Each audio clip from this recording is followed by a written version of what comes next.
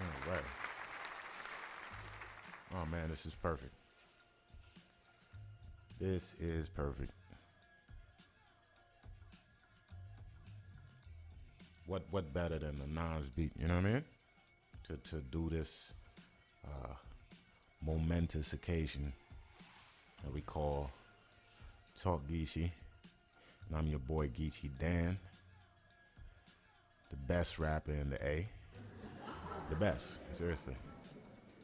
Yes. No. Not a joke. And kind of give a background as to really why I wanted to do something podcast-ish or so I've been doing this for a while, years, and I made several attempts in the past. I had one particular show where I was just gonna talk about whatever, just trending topics and make fun of stuff, and that was actually pretty cool. Putting people up on the things that maybe they hadn't tried before, stuff like that they hadn't seen before, heard before, and that was pretty cool. I think I just stopped. I just stopped. This was 7-8 years ago, man. Man, look at God, huh? The podcast is booming, bigger than ever before, and here I am, running after my own imagination. So, with that said, we're bringing back everything. We're bringing back me. We're going to talk about my life, where I'm from, my town, my music, my city. We're going to have conversations with my friends, my mentors, my peoples. We're going to hear my perspective. And we're going to keep it pushing like that. And this time we're not going to stop. We're just going to put it all out there, right? So I'm Geechi Dan. Correct term for me is could say I'm an MC, very, very underground. I am also what am I? I'm in the IT industry. I'll just to not make it too complicated, right? So I guess I'm not a starving artist. But I'm also not an artist that you're probably ever heard of, right? So there's that. And I don't know why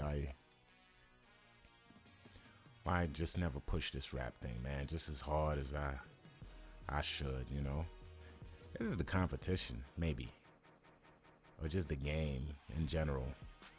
I always said hip hop had this this get on mentality, and just a mentality that I wasn't down with.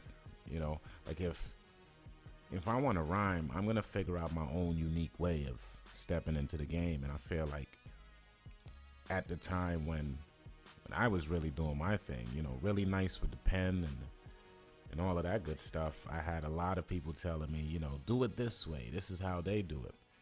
And I just never wanted to step into this artistry, that is hip hop music, and just be like everybody else, including come into it like everybody else.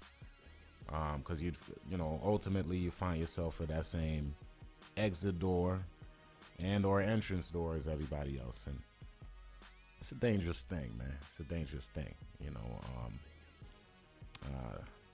Safety is in my individuality. There's safety in that for me. Once I feel like I cannot use my own mind as an individual for whatever task, or I fear that to be placed in, or to be bunched up, or to be pushed into just this collective of ideas or ways, and then there's just this template for this is the way. I'm just, no way, I'm not feeling that at all. Right, so I wanted to just kind of do my own thing in this podcast. I wanted to talk about my own shit, talk about my own life, my own perspective, my own music. And I was telling my lady the other day, I said, you know what, podcast has been, totally used and abused at this point, just like they do with hip hop. It started off as the five elements, as KRS-One would like to say. And so podcasts started off with audio, somebody sharing a idea or a conversation, an interview, just a talk on audio. That's what a podcast was. Now I have people like Drink Champs and Vlad TV and all of these folks. And shouts out to those guys with very entertaining content, but it's not a podcast. Okay? It's not even vlogging. Technically, anything that's audio and video together, just independently on YouTube, whether it's a conversation, an interview, or just talk, is vlogging. A podcast is audio, recording, conversation. So what I see, and that's what I mean, like this grouping everything together, you don't really think about it like that, but these guys, they're eating off a podcast. They're eating off of the podcast lane, but they're not even podcasts. They're shows. They're shows. Just call it for what it is. You're on YouTube and you have a video, you're vlogging. And if you get deeper into that and now you start having professional guests and all of these things, you're not a podcast. You're just a show. You're a regular show. You just happen to be on YouTube, right? So it's funny, man.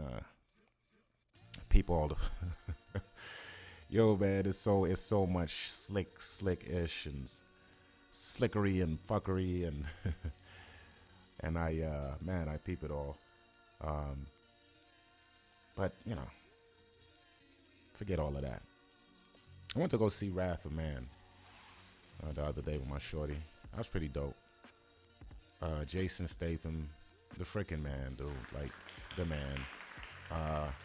Jason Statham, man, like he makes me feel like I'm a kid again when movies were not to be taken too deeply or seriously. I mean, seriously.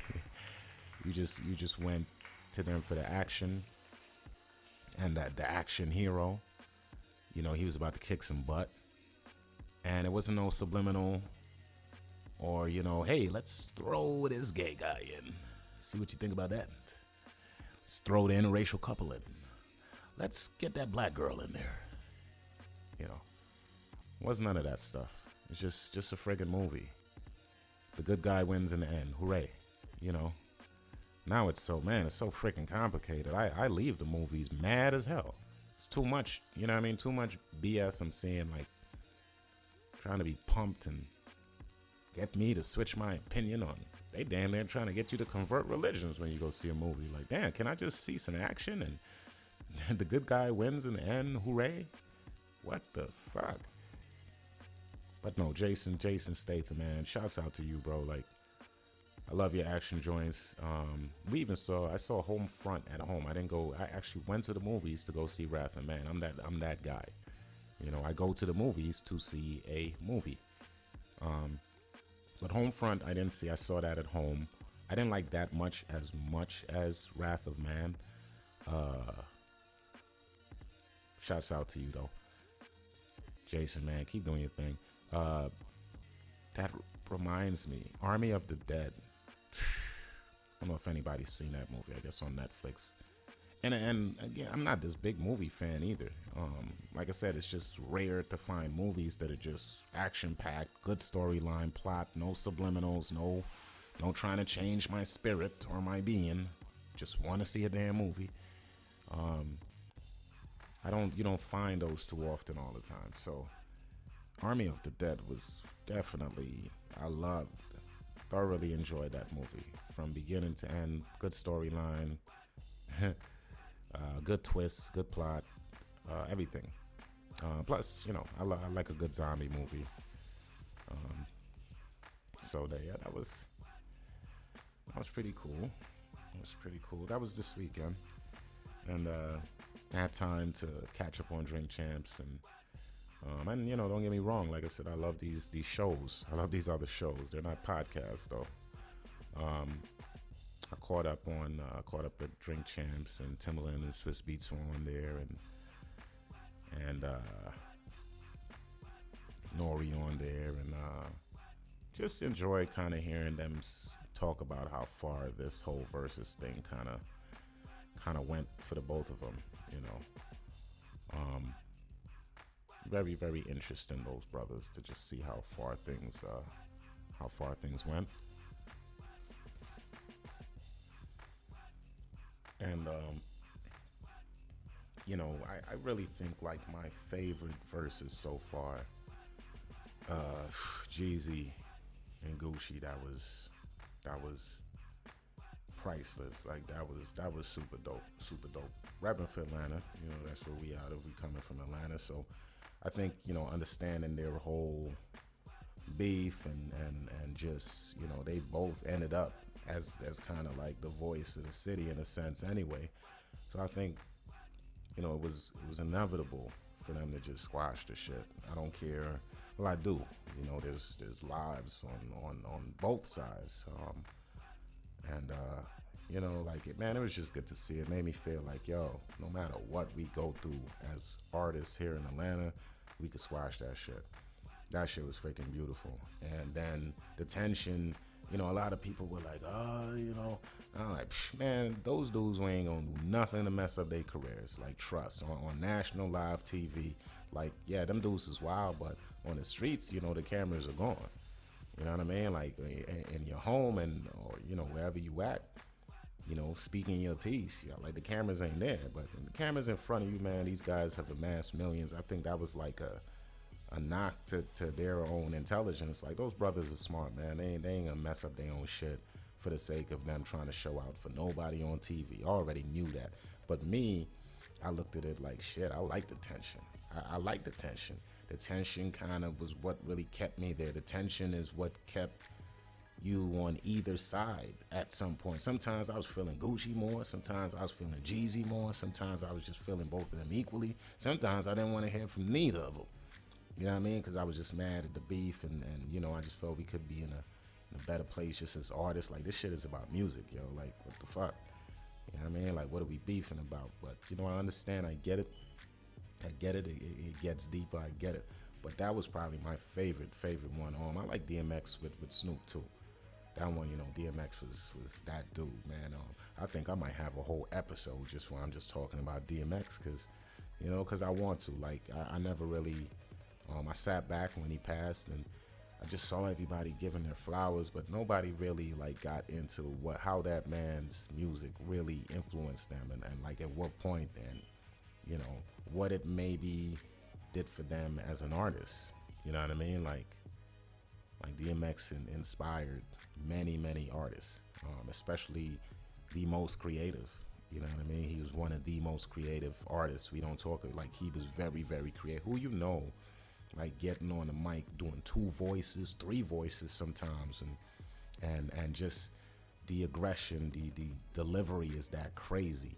Who you know, like, is kind of like saying his own introduction on like some hype, building up the audience, listening on some mystery shit. Like, the man did, you know, Marilyn Manson, a track with Marilyn Manson, Mary J. Blige, like, from rock and roll to pop to hip hop. I mean, everybody respected that dude, man. Like, man, yo, R.I.P. DMX, yo, for real. There's never, ever going to be another one like him, period, and might not break some of the records he set.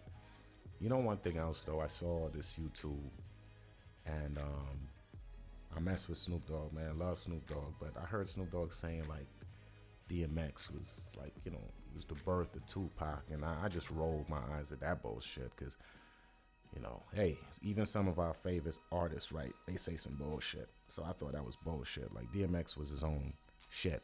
To me, as a fan, he was bigger than Pac to me. So, as you know, as much as a lot of West Coasters or people that just gravitate to their favorite artists real heavily, you know, they got to understand, like, look, whoever you're looking at, comparing them to whoever you think your hero is, that person is our hero in their own right.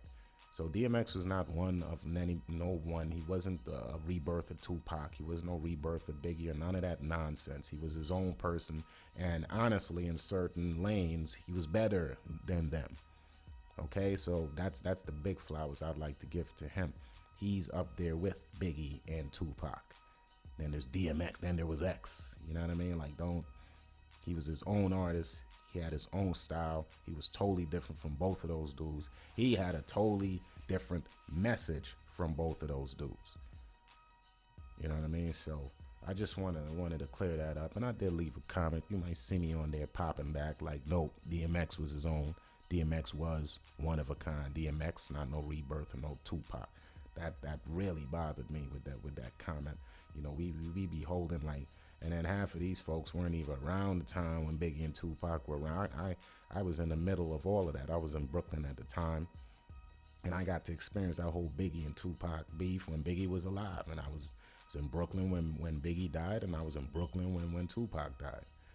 You know, and it was heartbreaking, and ever since then, I've always tried to see people try to, who's better, who was the one that was most, man. Everybody, all of those brothers, great artists, fantastic creative artists, and they were good and great, even in their own right. They were not like each other. They had different messages from each other, you know, and some of these messages people gravitate to one more than the other.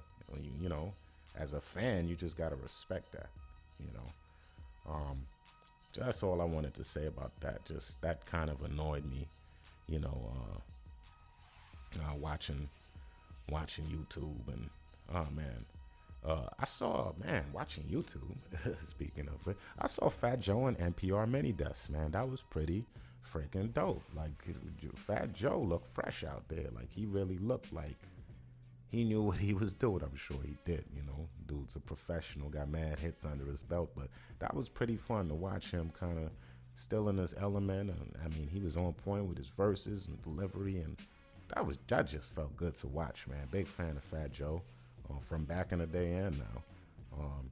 And I don't know what this thing is with the whole music industry. With it seems they always want to kind of throw younger artists up there. It's a weird mentality. Something about, you know, it's weird when society just pushes for kids, and forget like you're older way longer than you are when you're younger.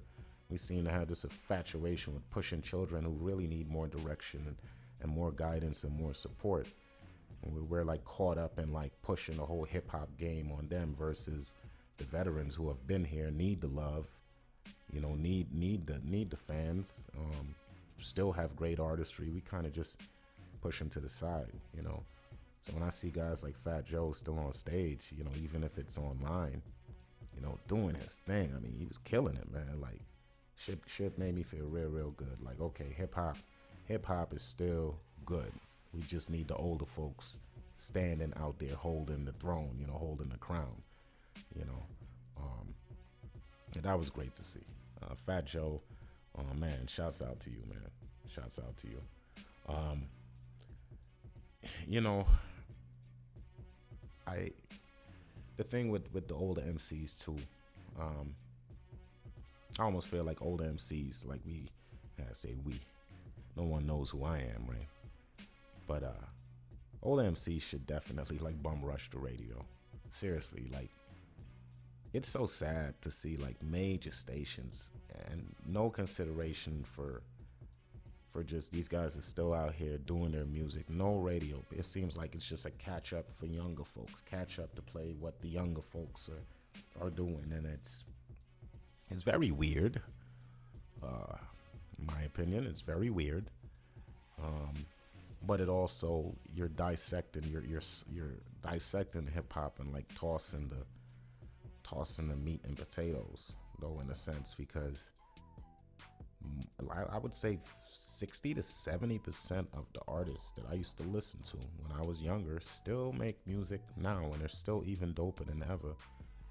And they just can't seem to get on radio. Radio seems very catered to just youngish people. Just young, just really young. The younger you are, shit, you could damn near get on there with less talent than just your age than more talent because you're older. This shit's very weird, man. It's very weird. Yeah, older MCs need to bum rush the radio right now. For real, because radio is God. When was the last time I even listened to radio? Honestly, I think I don't even remember. 6, 7 months ago, like literally just put it on a radio station. It's months, 7, 6, 7, 8 months maybe. It's been a while. Cause I know though, shit. I know as soon as I put it on, it's young folks parade. And as an older person, like you listen to that, maybe you can't really gravitate to, or you really can't learn anything from. Put you on to something, give you some jewels. Yeah, it's just weird. DMX gave me jewels. He was my peer at the time. But even as his music his music aged with me. Like I do feel that's that's gonna happen with a lot of these younger artists too. But the whole game, I mean, the whole industry is catered to just young people, and it's weird. To damn near to the point it's starting to get like disturbing. I mean, you got to think about it. Soon guys like Currency or Wiz Khalifa, man, they're gonna be in their latter 30s in a minute. Whether are we just gonna stop hearing from them? A lot of them seem damn new to me. I asked somebody the other day. I was at the barbershop, man, and I was like, oh my God, I'm in Decatur. Shame on the barber. Shame. I shamed him. Good brother though. And we joked about it, but he didn't know who Pastor Troy was. And I had to tell him, hey, stop cutting my hair. Just stop. Just pause. Stop cutting my hair right now. Just let me look at you. I just can't believe what I'm hearing. And the other barber across from him didn't know either. These guys probably couldn't have been no more than 22, 23. But you're from Atlanta. You've been living. You don't know who Pastor Troy is? That's a problem for me. But hip hop though, you call yourself bumping all the new artists is like, I never thought hip hop could get to this point to where, wow, you really don't know who Pastor Troy is? You're from Atlanta? But can I blame him? We don't talk about Pastor Troy. We don't play his music on the radio anymore, even though Pastor Troy probably has more albums and projects than two of your favorite MCs out of Atlanta right now put together. That's how much work Pastor Troy has done. Are you kidding me? Oh, man. It's just, I don't get it, man. I don't get it. I don't call myself like losing hope for the older artists, but something has to change. Something has to change soon. I think I damn near should like come out with like a care package. No, put that aside. No care package. I should come out with like, these are the things that you need to be able to identify with to say you from Atlanta. And that way we could kill all of this, oh, well, I was born and raised, and man, stop. You know how many people I know that was born and raised in Atlanta, don't know shit about Atlanta, ain't never been nowhere really outside of the 285 circle, right? So we need to have like this template. We could kill all of that. Somebody, yes, if you pass this template, if you could come to this city, and you probably only been here, say 5-6 years. Yes, you too. You have a chance now. You can say, "Nuh-uh, I'm from Atlanta." And they say, why you think you could say that? You only been down here for 5 to 6 years. Well, Geechi Dan, listen to his podcast. He laid down the template. So this is, I'm going to just list some shit. All right, y'all rock with me, okay? Just rock with me. If you've heard about Club Bounce, The Bounce. You could say maybe you're from Atlanta. If you know about Mary Mac's restaurant, not because you touched down and you visited it, But because you probably ate there so much, you got tired of the shit after a while. Got tired of eating there. You might say you from Atlanta. If you know about Club Envy off of Peachtree Road, when BMF and Jeezy and the whole entire Peachtree Strip was doing their thing, you might be able to say you from Atlanta. If you've been to Taco Mac more than 50 times, you might be able to say you from Atlanta. Do you know Pastor Troy? Do you know the song at least one verse? Do you know at least Ludacris's verse off of B.I.B.I.? Then you might could say you're from Atlanta. All right? Have you walked to Piedmont Park? And by the fifth time you go there, you be like, you know what, this motherfucker ain't even that big like that. You might be able to say you from Atlanta. You know what I mean? There's certain things and experiences. Have you been to the Bluff? Have you made a right into the neighborhood and drove around? Taking a look more than a few times. You stepped up. You hollered at anybody. You might be from Atlanta. Or you just might be crazy. Huh? Fuck that. I ain't fucking with the Bluff. I ain't stepping out nowhere. And my car keeps zoom, straight past. You know, but you know what I'm saying? There's certain things that Atlanta, the spirit of it and the experiences that you have. You know, you come on, you gotta go to Lenox Square if you don't know where Lenox Square is.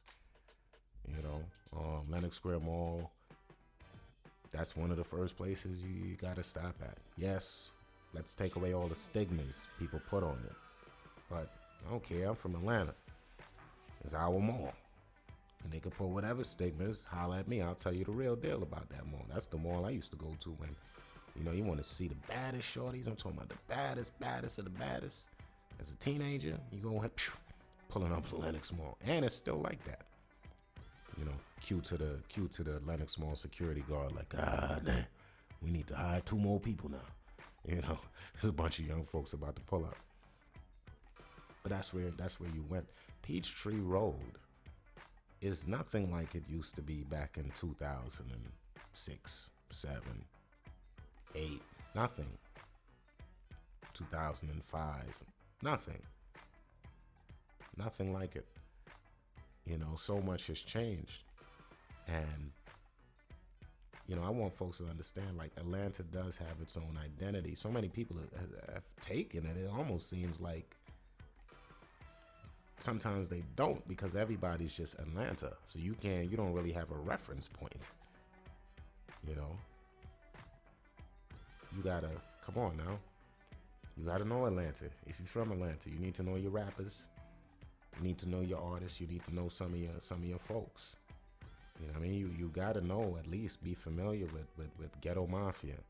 You don't have to know their whole history, but jeez, like, learn the name. Like, just put some, you know what I mean? There's respect on that name. Just put some on there. You don't gotta know their whole, you know, hip hop history.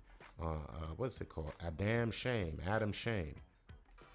You know what I mean? Look that group up. Look those artists up. You know, like, Atlanta is more than just Lil Baby, T.I., Ludacris, Goody Mob, Outkast. There's more. There's a bunch. Kilo Ali. You know, like, no folks is young, and then we kind of fade away from what made things how they were. But, you know, if you're from Atlanta, or you at least say you're from Atlanta, you should be aware of these experiences and people and places. Right? You know about Ponce de Leon. You're not going to be hitting me on my left or right, because you know the lanes are mad skinny on Ponce. You've known that for 10 plus, 20 plus years. We've known that. You're not from Atlanta if you're bumping into me on Ponce and you don't know how to stay in your lane. You shouldn't be driving if you don't know how to stay in your damn lane anyway. But if you're on Ponce and you all in and out of lanes, we know you're not from Atlanta. You know what I mean? Because we know to tighten up when it gets to, oh shit, he'll go Ponce, tighten up, both hands on the wheels. You already know. It's Ponce. Okay? And if you don't know what the hell I'm talking about, you're definitely not from Atlanta. Okay? If you don't know that Ponce City Market was one City Hall East, and you're not from Atlanta, if you don't know that City Hall East was once the Sears factory, don't mean you ain't from Atlanta. You might need to do some research though. Check that out. It's pretty interesting. Pretty interesting the effect that Sears had in Atlanta. Google it, please. Read up. Read up. Y'all can read. Read up. Very interesting story about Sears being in Atlanta and how they really dominated. They really created ways that would later on change the way of shopping for a long time in Atlanta. Look it up. And the sad part is like this message isn't not a sad part. This is just fun to me, but this message isn't like to nobody in particular, except maybe people who really don't know what you taking and what you biting off of. Okay, would anybody say my city officially has the most biters than I've ever seen in anything in my life? Atlanta has officially been bitten. There's biters everywhere, all over the U.S., all over the country. Everybody's has the accent like they're from Atlanta. And so that's why I gave you those things. I gave you that to help you out, okay? When you're stuck, you're in trouble, you don't know what's what, okay? Fourth Ward and South Side and things like that, okay? I'm still trying to figure out what North Atlanta is. I don't know about the Migos. They be talking about North Atlanta. Somebody holler at me. Tell me what that is, please. Still kind of unsure what North Atlanta is. Yeah. Still kind of confused with that. That's, what's that? Bankhead? No. That's West Side. Chipman. North Atlanta. What's it? You talking about Gwinnett? Nah, you ain't talking about Gwinnett. Okay. Somebody holler at me, though. Drop a comment. Let me know where North Atlanta is, because I just, only been down here 27 years, I don't know where Atlanta is, Who knows? But yeah, for you biters and reciters, those are just a few points to let you know, if you're from Atlanta. But also to sum up, remember, know people, make it a habit to know your names and businesses and staples in our city. Centennial Olympic Park, the Fox Theater. The Comedy Club has moved, but the Comedy Club is huge down here. Marietta Street is going to be huge. Decatur is where I'm from. Decatur is the state. Decatur really is Atlanta. Decatur is where the culture is still left. Where you're going to find them boys still talking that accent that you guys everybody has bitten off of. You know what I mean? Like Decatur is that. But y'all don't, or maybe But yeah, we got to start putting respect on if you're going to stay in a place and we're going to dominate as a music industry and almost become like the Black Hollywood, I really think, there needs to be a lot of respect on people's names and these places and, get familiar with where you're staying and what street is what and the history involved. I don't ever believe that I'm the type of person to go into another state and just chill and don't have a damn clue or an idea where I'm at. Especially now with hip hop. Like if I go to Chicago, I'm over here like, yo, where's Twister? They looking at me probably like, you old ass dude, like Twister. You don't want to see no, where Twist at? You know what I mean? Where do or die at? You know what I mean? Like where they at? Where Bump J at? Like what are y'all talking about?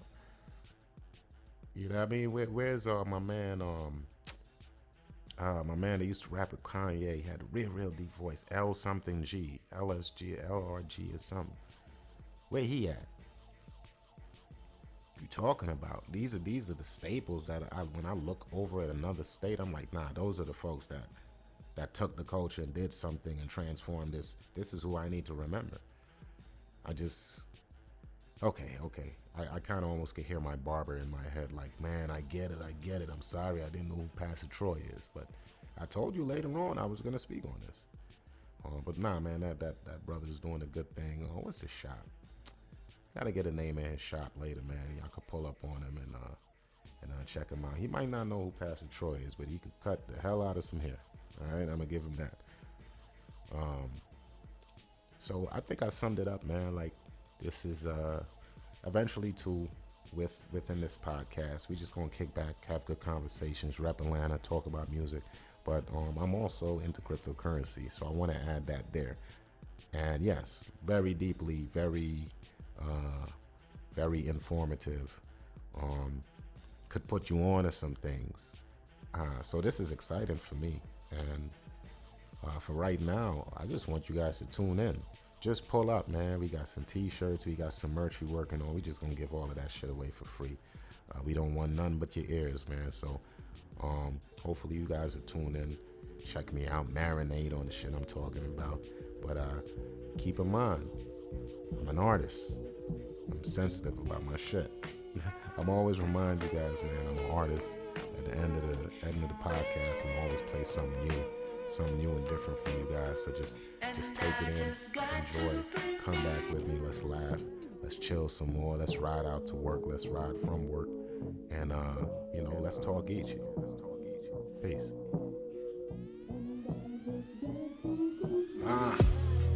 I used to trap, make my block work. My downstairs neighbor did too, we used to swap work. He had a 9, but my 380 special though.